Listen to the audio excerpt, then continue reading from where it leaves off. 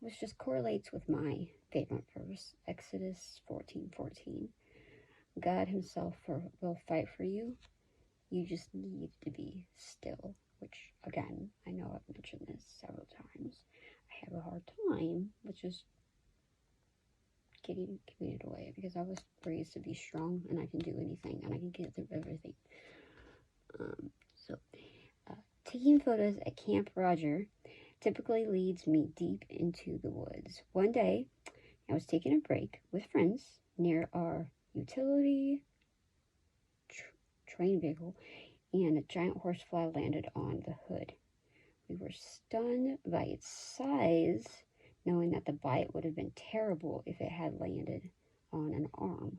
Suddenly, with a flutter of wings and surprising swiftness, a bird dropped down from above, snatched that giant right off the hood, and flew to a nearby tree.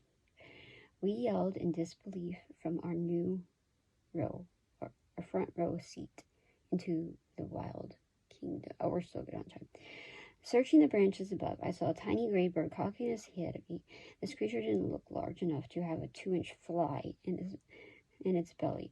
It turns out that eastern wood pewees are pros at catching flies and had indeed conquered that monster with ease.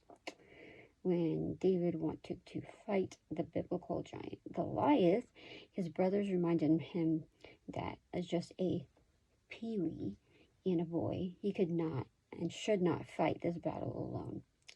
Using skills that he knew best from his daily job, David took out, because he was a sheep herder. I think I could be wrong, but I think he was. He took out a slingshot and 5 stones and proved them wrong. Right in front of his brothers, an entire army.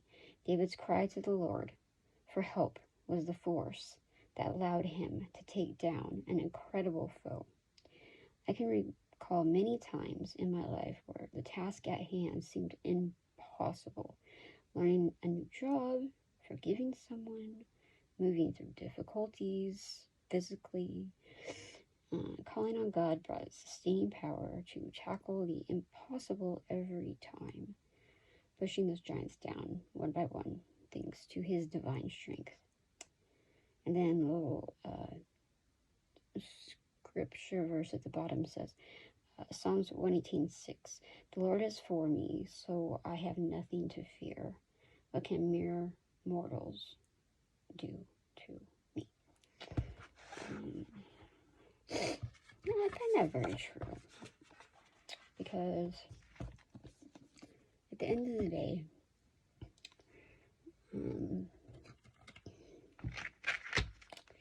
you don't have to answer to everyone else, but you do have to answer to God for what you have done.